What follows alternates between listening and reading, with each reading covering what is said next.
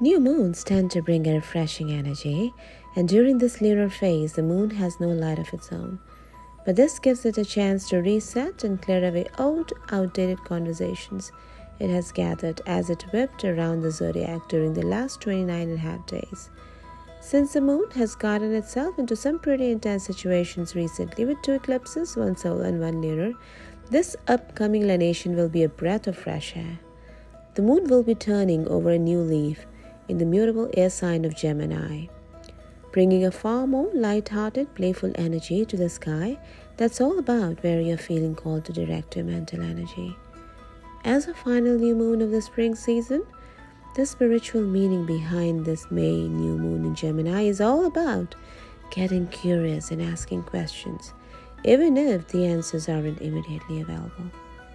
As the sun and moon come together in Gemini on this day, there will be a collective desire to gather information and share it with others. But because Mercury, the ruler of this lunation, is still retrograde in Taurus, it will be important to do some fact-checking. Since Gemini isn't necessarily a sign concerned with accuracy like Virgo, its fellow mercurial sign, there will be a desire to engage in mentally stimulating pursuits that may or may not be entirely accurate. Either way, this lunation is sure to get everyone's mental wheels turning, even if nothing long-lasting comes out of it. So now is the time to embrace a shifting in ideas, embrace shifting in opinions and perspectives. No, it's not going to make you flaky. So let's see now what are those 5 things to do and 3 things not to do this new moon.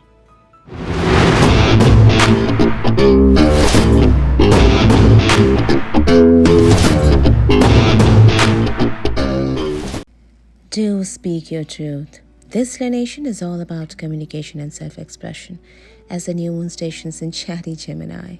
So channel the femme fatale energy as Mars, the planet of passion, moves into fire-starter Aries, inspiring you to speak up and fight for what you want.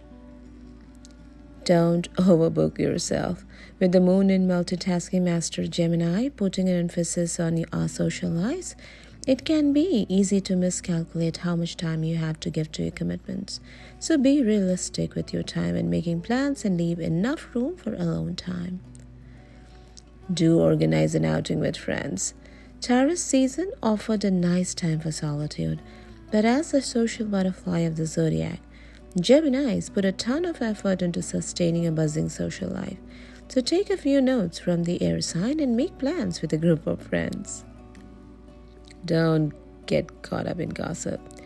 Between Mercury retrograde bringing gossip to the surface and the new moon station in chatty Gemini, communication is central theme of this lunation.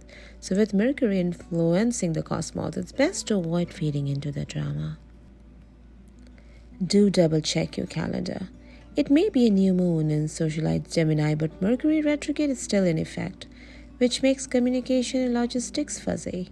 So make sure you're not forgetting any commitments or misremembering important dates by reviewing your planner. Do not fear commitment. As an air sign, Geminis can be flighty when it comes to setting down or signing contracts. But with bright opportunities that come with new moons, it's a good idea to stay open to making choices, cementing dates, and confirming plans. Do learn a new skill. Known for their philosophical approach to life, Geminis are all about probing and analyzing new things. So use the inquisitive energy of the new moon to pick up a new skill or hobby you have been thinking of trying, like roller skating or learning a new language.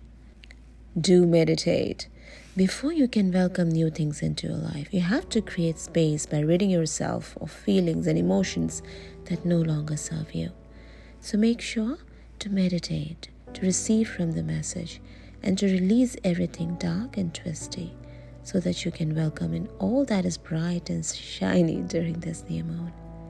I'll also drop a link for you for new moon meditation that's going to help you release anything that is no longer serving you. Have a blissful new moon. Bye-bye for now.